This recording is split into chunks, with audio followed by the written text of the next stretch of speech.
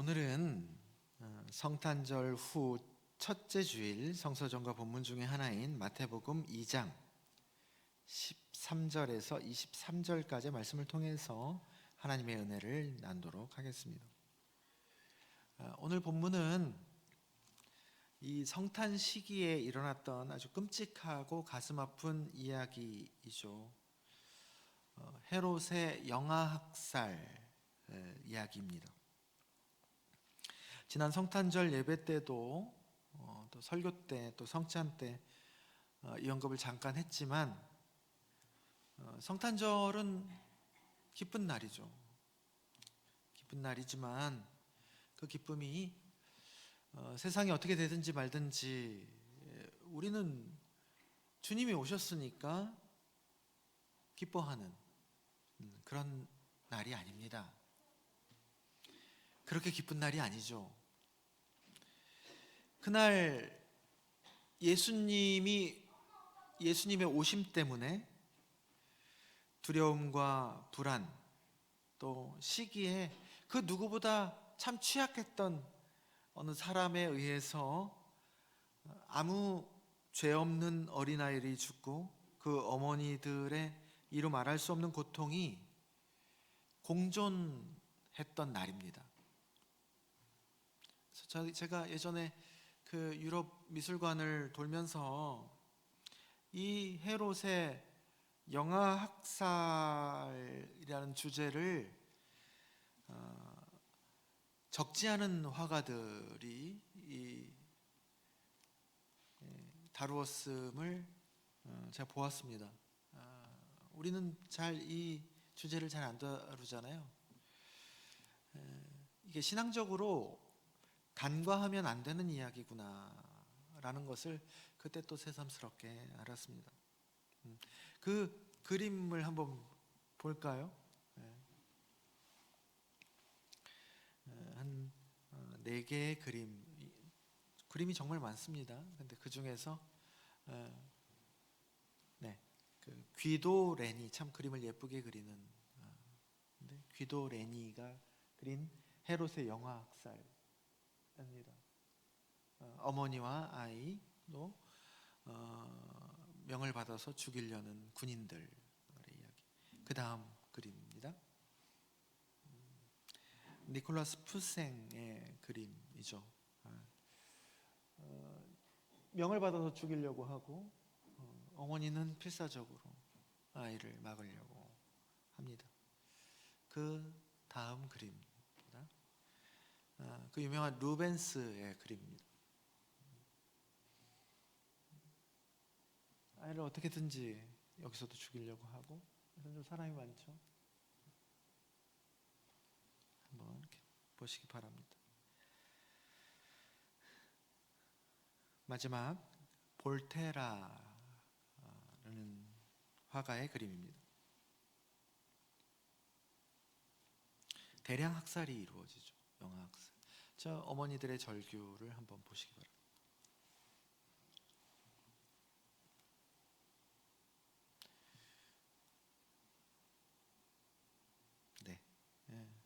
이제 그만 돌려주십시오. 이 그림도 처절하지만 이 그림이 어떻게 다 담아낼 수 있겠습니까?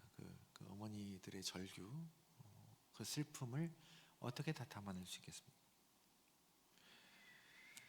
성탄의 기쁨은 이러한 슬픔과 고통을 배제한 기쁨이 아니고 이러한 슬픔과 고통을 오히려 스폰지처럼 흠뻑 머금었지만 그럼에도 불구하고 그 사이에서 피어오르는 설명할 수 없는 감동이라고 할 수 있습니다. 그게 성탄의 기쁨이라고 할 수 있습니다. 그래서 이 성탄절 때만큼은 자녀를 잃은 부모들의 아픔과 또 애통함을 기억하는 것이 그 어느 때보다도 필요합니다.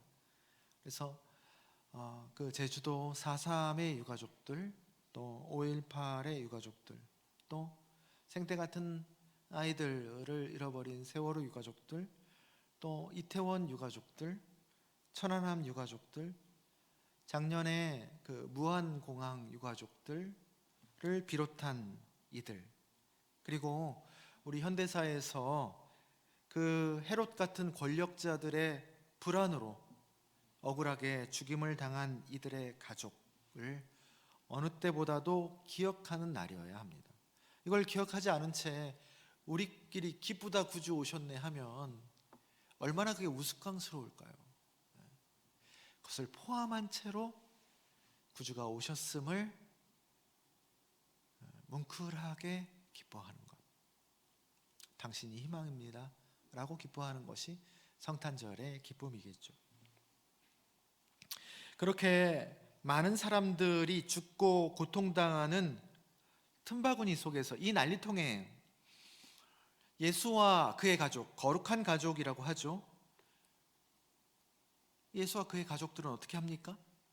오늘 본문에서 도망가요. 애굽으로 떠납니다. 그리고 그 광기 어린 헤롯이 죽은 후에 이제 세 명의 아들이 아들 헤롯이거든요.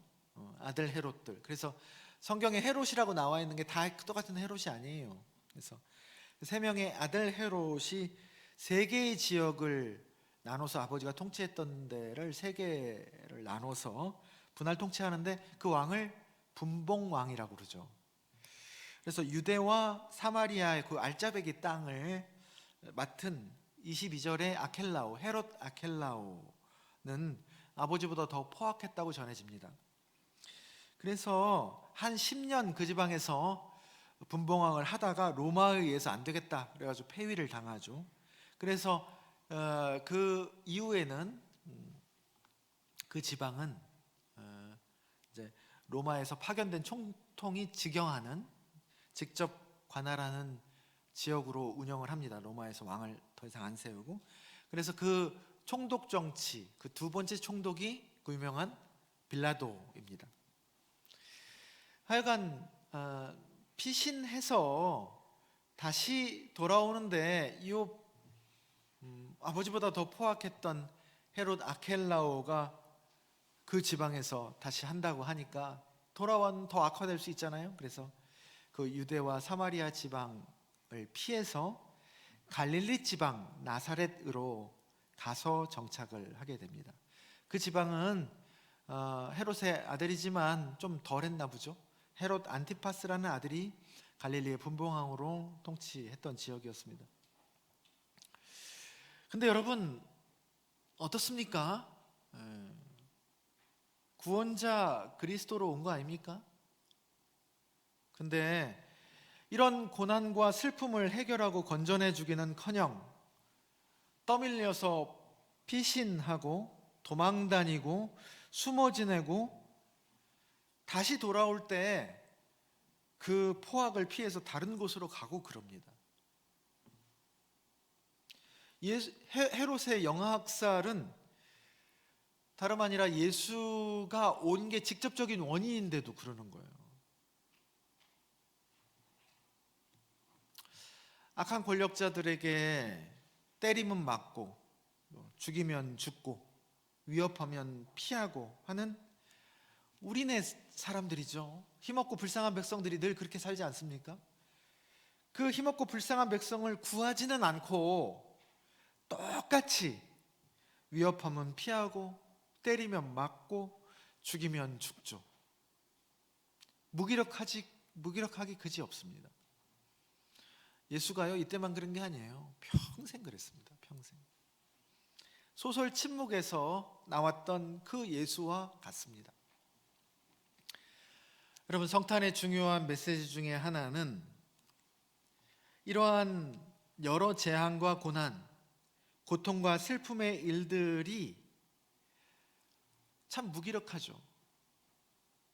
왜 이러시나 하죠.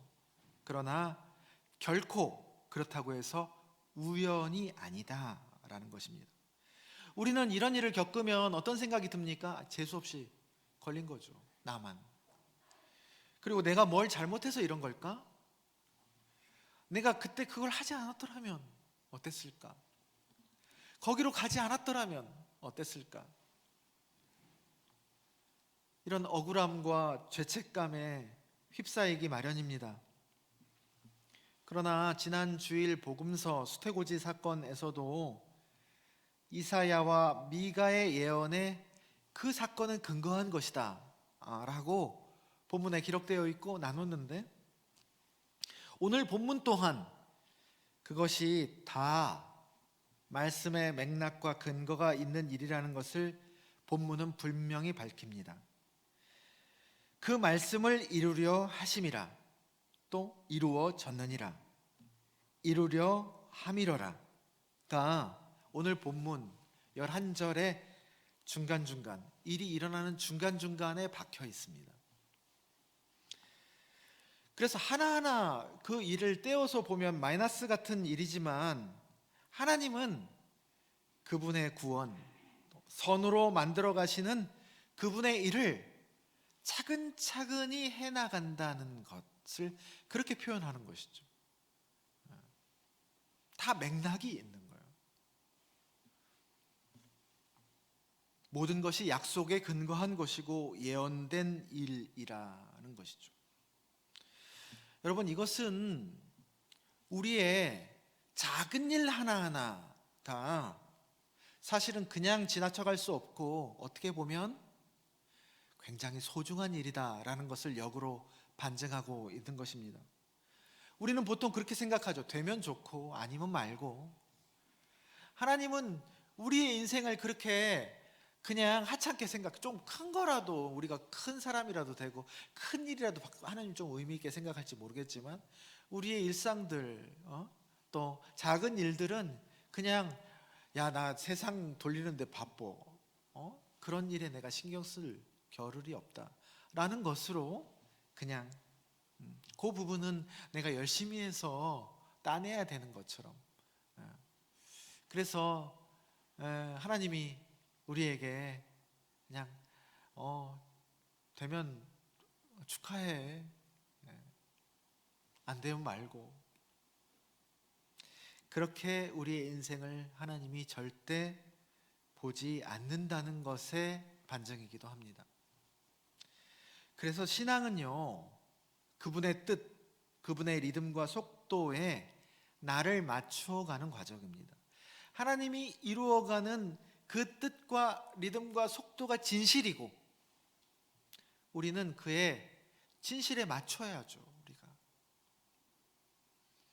열심히 무언가를 하고 또 매달리고 요구해서 반대로 그분을 내 뜻과 내 속도에 맞추는 것을 어느 때부턴가 신앙의 능력이라고 생각할 분위기가 있어요. 열심히 해가지고 그분의 뜻을 꺾어야 돼. 그분의 속도를 나의 속도에 맞춰야 돼.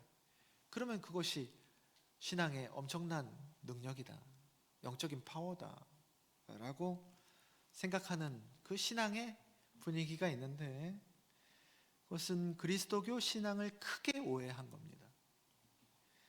신앙이 오히려 그렇게 되면 자신의 삶뿐만이 아니라 세상에도 해악을 끼칠 수 있습니다. 예수님의 생애를 우리가 표본으로 따라가는 거잖아요. 예수님의 그 짧다면 짧고 길다면 긴 33년의 생애는 철저히 수동이셨습니다.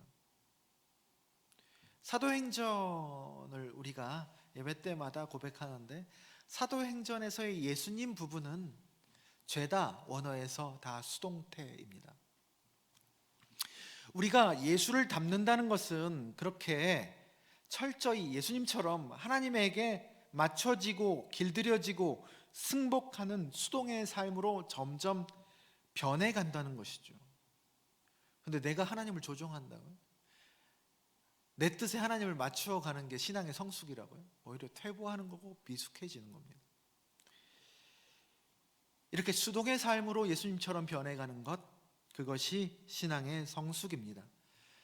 그래서 우리는 신앙의 인물들, 말년의 아브라함, 또 말년의 야곱과 요셉, 또 광야 40년의 그 후반기에 이스라엘 백성들을 보면 그 폭인지 힘이 빠졌는지 체념인지는 잘 모르겠지만 똑같은 상황, 이전과 똑같은 상황, 아니 그 이전보다 더 힘든 상황에서도 하나님의 뜻과 행하심을 말없이 묵묵히 받아들이고 이끌려 갑니다.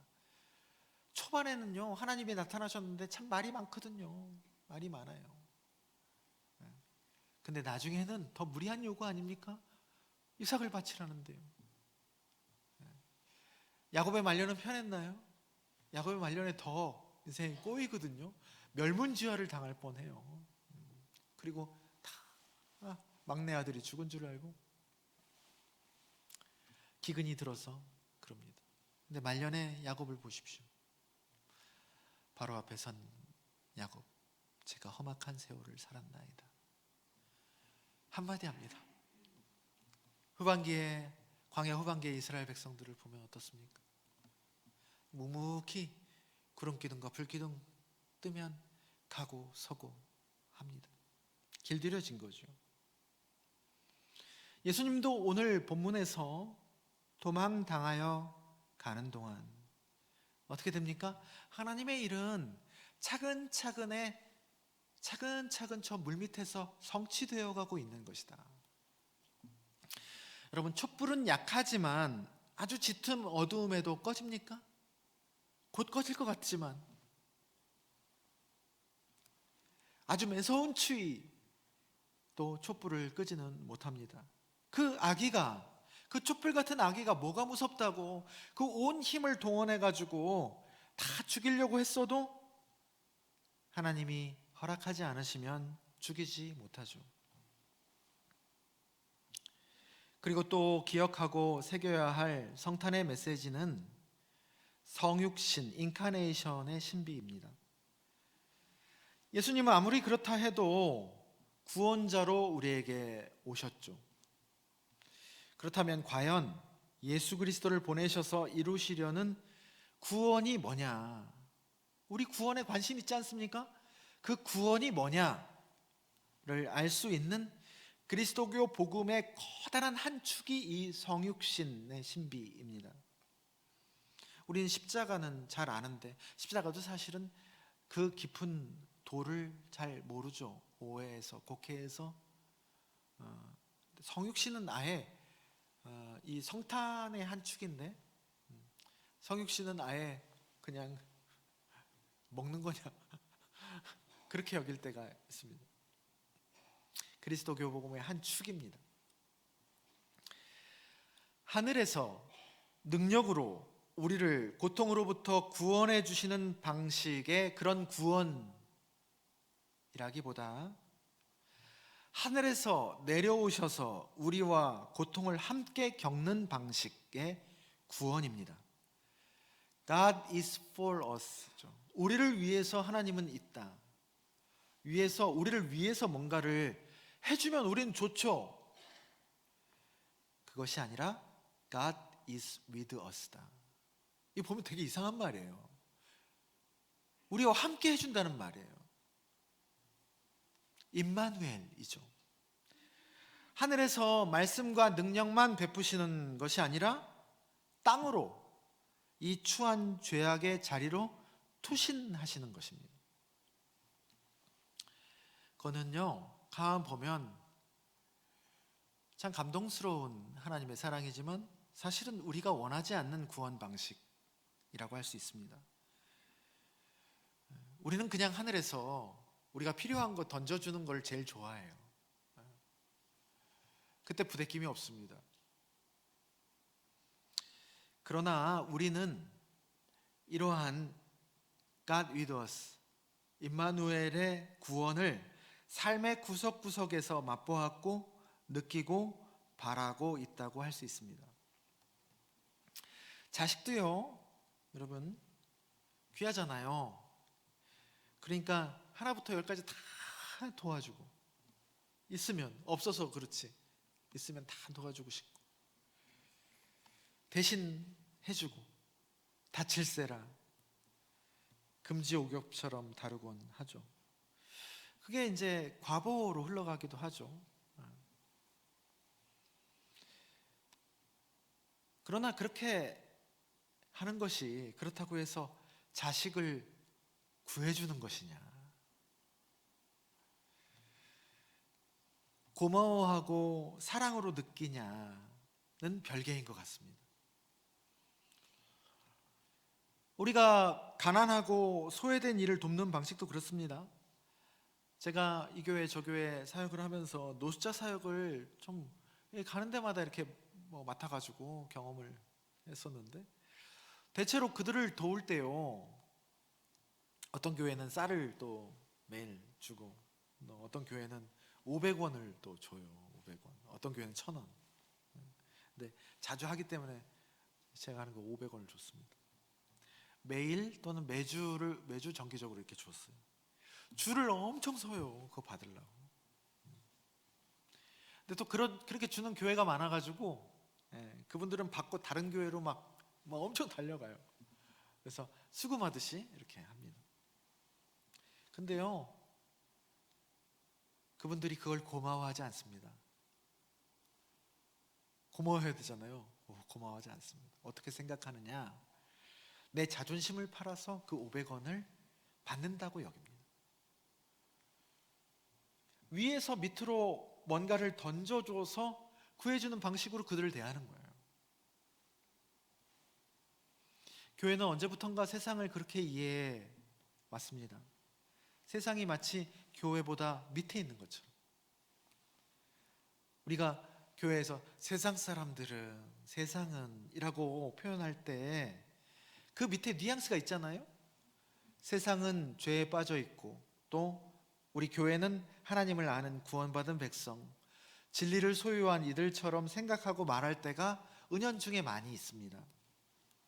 그래서 세상을 가르치려 하는 태도로 접근하기 쉽상이죠. 난 말하고 넌 반드시 들어야 되고, 고마운 줄 알아야 되는 거고, 전해주면. 그래서 다짜고짜 밑도 끝도 없이 복음을 전하는 태도가 어느새 당연하게 여겨지는 것 같습니다. 여러분, 세상은 그걸 사랑으로 여기지 않습니다. 때론 폭력으로 받아들이고, 그런 방식으로는 세상을 진정으로 구해내지도 못합니다. 표면을 도울 수는 있죠, 여러 가지 그런 방식으로. 그러나 저 밑은 더 쪼그라들게 하는 것일 수도 있습니다. 강요로, 폭력으로, 때론 열등감으로. 하나님도요, 이 성육신의 메시지가 하나님도 사람으로 다가가셨다는 거거든요. 근데 사람이요, 사람들의 모임인 교회가 하나님처럼 다가가려고 하면 되겠습니까? 거꾸로 가는 것이죠. 사람으로 인간이 충분히 느껴질 수 있도록 다가가고 함께 해야 하는 것이 이 성육신의 도, 그리스도교의 복음의 방식인 거죠. 주님의 구원은 그 속으로 뛰어들어서 함께 뒹구는 것입니다. 그게 구원입니다. 세상을 가르치는 것과 세상으로부터 배우는 것이 구분이 없어지는 것이죠. 오늘 서신서 병행본문 히브리서 2장 10절에서 18절인데, 그중 11절을 보면 거룩하게 하시는 이와 거룩하게 함을 입은 자들이 다 한 근원에서 난지라. 그러므로 형제라 부르시기를 부끄러워하지 않으시고. 거룩하게 하시는 주님과 그로 인해 거룩함을 입은 우리가 구분이 없다는 거예요. 그래서 한 형제이고 친구이고 그러는 것이죠. 주님은 신인데 우리는 인간인데 어떻게 형제라 부를 수 있습니까? 게다가 친구까지. 근데 구분이 없다는 겁니다. 사랑의 관계입니다. 부모 자식도요, 부모가 위죠, 윗사람이죠. 그렇지만 그 관계 안에서는 자식이 어떻게 됩니까? 뭐 맡겨놓은 것도 없는데 상전이요, 상전. 부모는 위에서 뭐 윗사람인데도 뭐 해주면서도 말이죠, 좋은 소리 못 들어요. 절절절절 맵니다. 사랑의 관계 안에서 일어난 일이죠. 이 역전돼요. 그를 통해서 막 뒹굴고 그 사랑의 관계 안에서 지지고볶고 하지만 딱히 도움은 안 되는 것 같지만 뭐가 싹틉니까? 내가 그로 인해 귀하고 소중한 존재임이 차오릅니다. 성경에서 우리에게 베푸시는 구원은 여러분 단지 문제 해결이나 고통에서 건져주는 구원보다 훨씬 더 깊고 근원적인 그 사랑으로의 초대입니다. 구약 성경의 제일 마지막 책인 말라기, 그 말라기 중에서도 제일 마지막 구절이 그 구절이거든요. 그 내용이거든요. 아버지의 마음을 자녀에게로 돌이키고 자녀들의 마음을 그들의 아버지에게로 돌이키게 하는 것, 그것이 구약 제일 마지막 구절입니다. 그리고 구약은 끝나죠. 그리고 그를 위해서 신약에서 그리스도가 오시는 겁니다. 그래서 그리스도의 구원은 다름 아닌 다시 아버지와 자녀가 마음이 통하는 사랑의 회복, 사랑이 회복되는 것이 다름 아닌 구원입니다. 오늘 구약 병행 본문 이사야 63장 7절에서 9절을 보면 8절 하나님이 말씀하시되 그들은 실로 나의 백성이요 거짓을 행하지 아니하는 자녀라 하시고 그들의 구원자가 되사. 하나님이 그러시는 거예요. 귀한 내 사람들이다. 그리고 거짓을 행하지 아니하는 자녀다.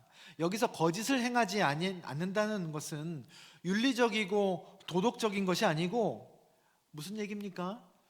굳이 가릴 필요가 없는 관계라는 얘기입니다. 그렇게 아버지를 가리면서 대하는 자녀가 아니라는 거죠. 좀 모자라고 실수하고 넘어져도 자기 이야기를 가감없이 하나님께 이야기할 수 있는 그런 자녀가 거짓을 행하지 않는 자녀입니다. 하나님 앞에서 정직하고 진실한 것이죠. 어디서 그랬습니까? 에덴 동산에서 그런 거예요. 에덴 동산에서 하나님 앞에서 벌거벗겨 다녀도 수치심이 없었습니다. 그런데 죄가 들어오고 나서 현상이 제일 첫 현상이 뭐였죠? 죄가 선악과 따먹은 다음에 아담과 하와에게 태도의 변화가 일어납니다. 하나님 앞에서 숨죠. 네. 지금까지는 벗고 다녔는데 그래도 아무렇지도 않았는데 자연스러웠는데 선악과 따먹고 난 다음에 죄가 들어오고 나서 하나님 앞에서 자기를 가립니다. 그 고통이죠. 가리고 숨은 고통으로부터 다시 아버지와 자녀의 마음이 서로 통하도록 하는 것이 그리스도의 구원입니다. 그래서요, 우리가 구원받은 백성, 믿음의 성숙이라고 하는 것은 점점 우리가 더 나은 존재가 되는 게 아닙니다. 하나님 앞에서 정직하고 진실해지는 것이죠. 시편 기자들처럼. 그래서 내 안에 있는 것들 하나님 앞에 신뢰하고 다 얘기하는 겁니다. 표현을 정지하지 않고 욕은 욕대로 다 누가 받아줘, 내 마음 알아주시지 하고 드리는 거예요. 근데 그게 쉽지 않습니다. 근데 그렇게 드릴 수 있다면, 내가 어느새 그렇게 마음 편안하게 드릴 수 있다면, 그래도 하나님으로부터 나 안 혼나겠지, 하나님이 좋아하시겠다, 내가 이렇게 정직한 기도를 드릴 수 있어서 그랬다면 신앙이 점점 자라고 성숙한 것이라 보셔도 됩니다.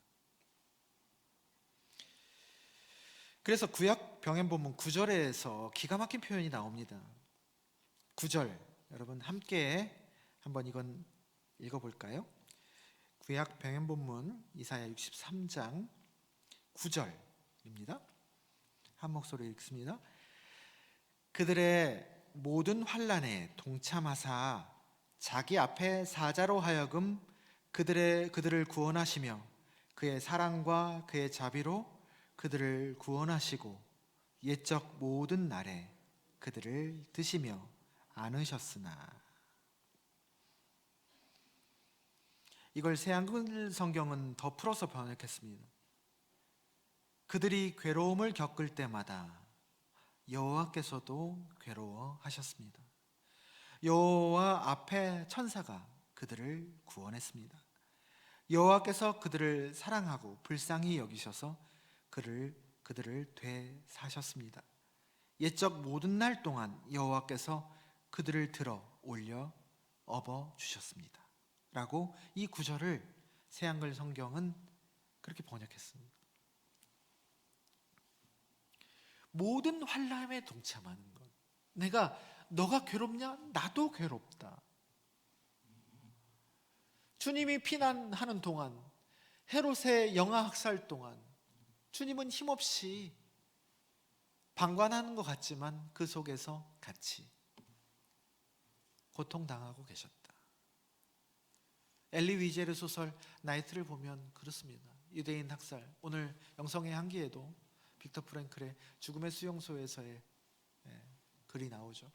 그 엘리 위젤의 나이트라는 소설을 보면 실화를 바탕으로 한 겁니다. 하나님이 어디 계시냐? 어린 소년이 교수형을 무고하게 당하고 있는데 하나님은 어디 계시냐? 라고 했을 때 그때 하나님의 음성을 듣습니다. 나는 저기 매달려 있다 라고 듣습니다. 아주 유명한 얘기죠. 그렇게 안 보이는 것 같지만 하나님이 그 고통의 현장 속에서 우리와 함께 있으시다. 사랑하는 낮은동산교회 성도 여러분, 성탄의 하나님은 고통을 제거해 주시는 분이 아니라 고통 속으로 들어와서 우리를 안고 끝까지 가는 분입니다. 그 변함없는 언약에 근거한 변함없는 사랑으로 우리에게 늘 신실하신 것이죠. 비가 올 때 우산을 씌워주는 것도 도움이죠. 그러나 그렇게 돕는 것보다 함께 비를 맞는 것도 어찌 보면 비효율적이죠. 미련한 것 같죠. 그렇지만 그때 설명할 수 없는 사랑이 흘러가고 내가 다시 비를 맞지만 다시 살아갈 힘을 그를 통해서 얻는 것, 나눠주는 것이 그보다 오히려 더 깊은 도움일 수 있습니다. 이것이 바로 성육신의 신비이고 고린도전서 1장 18절에서 말하는 미련한 십자가의 도입니다. 그 사랑을 통해서 우리는 종에서 하나님의 자녀다운 자유인으로 어느새 회복이 되고 어느 상황에서도 사랑받는 자녀로서 거룩하게라는 말은 뭘까요? 귀티나게입니다. 하나님을 닮아서 어떤 상황에서도 돈이 없어도 병중에서라도 귀티날 수 있는, 귀티는 숨길 수 없거든요. 귀티나게 거룩하게 되는 것.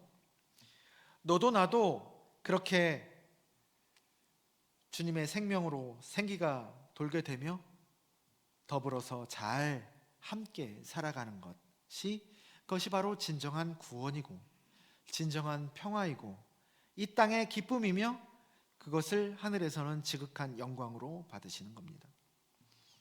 그런 복과 은총이 이 성탄의 시기에 여러분과 저에게 가득하기를 주님의 이름으로 축원합니다.